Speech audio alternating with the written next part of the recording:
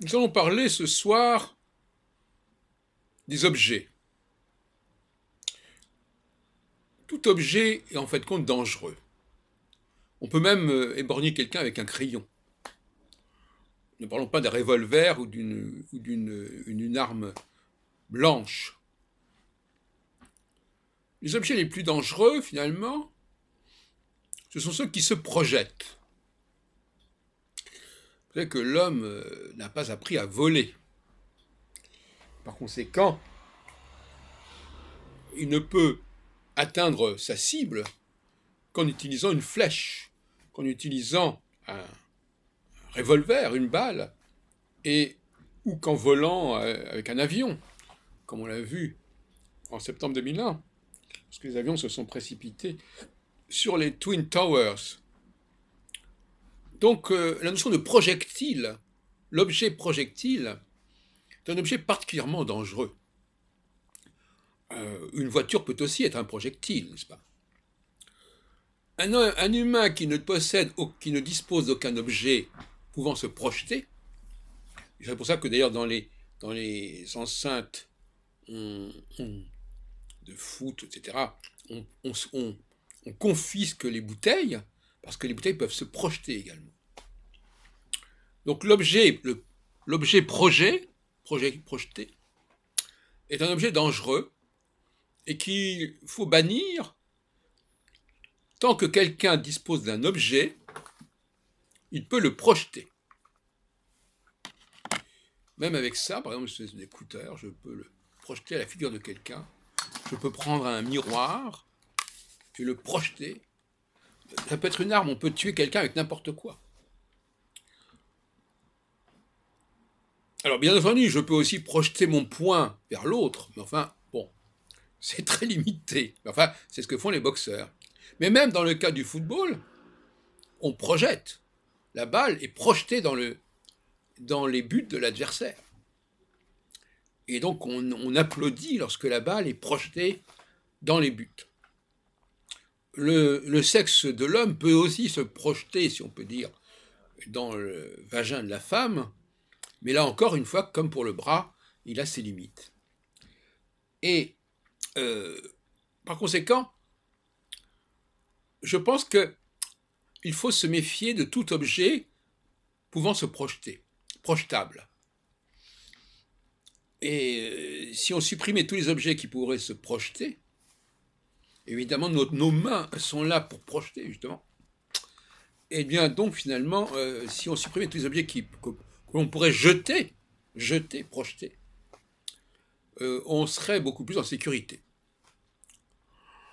Mais vous imaginez bien que c'est un problème.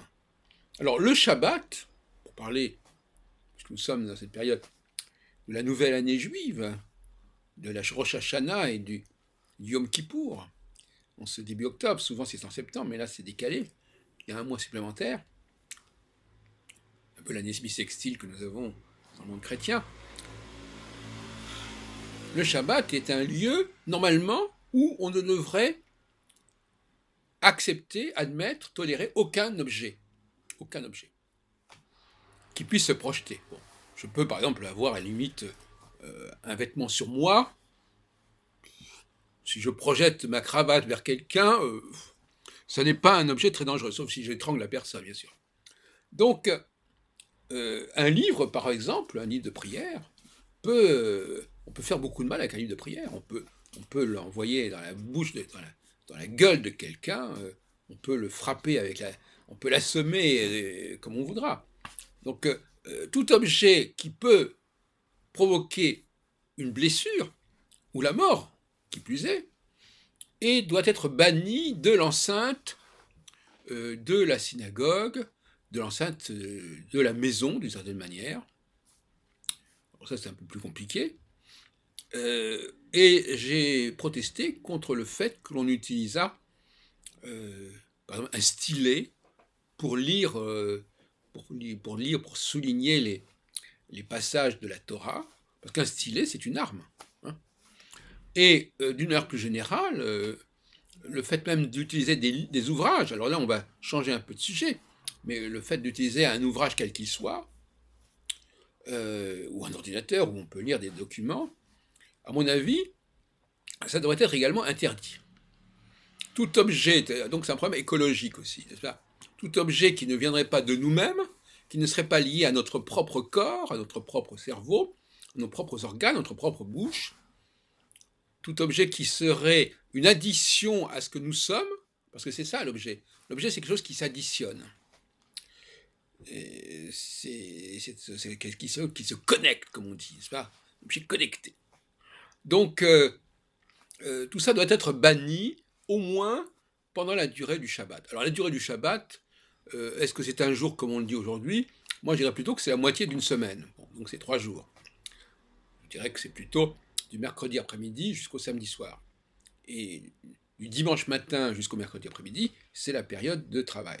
Donc, je remets en question l'idée que la création s'est faite en 6 jours plus un jour. Moi, je pense que c'est plutôt, de toute façon, c'est purement symbolique. Moi, je suis plutôt pour proposer 3 ans et demi, puisque tout mon travail résiste dans cette division binaire. Il n'y a pas de raison que tout ne soit pas binaire, donc il n'y a pas de raison que le Shabbat ne soit pas aussi long que la période de travail. Tout comme la nuit est aussi longue que le jour, enfin, etc. Voilà. Donc, je crois que c'est très important de supprimer notamment les armes, de supprimer les véhicules. On dit beaucoup qu'on doit interdire les véhicules dans la ville. À mon avis, c'est une bonne idée. De réserver cela, en tout cas, aux transports en commun, ce qui pose beaucoup moins de problèmes. Encore que, il puisse y avoir aussi des choses dans ce domaine-là. Mais je pense qu'une humanité digne de ce nom doit s'abstenir d'utiliser des objets, tant que possible. En tout cas, elle doit proposer des jeûnes, si on peut dire, des périodes d'abstinence, et le Shabbat est un temps d'abstinence. Mais je dis le Shabbat, c'est valable aussi pour les chrétiens ou pour les musulmans, qui ont également ce principe d'un double temps de la semaine, n'est-ce pas? Bon, qui le vivent à différents moments, peu importe.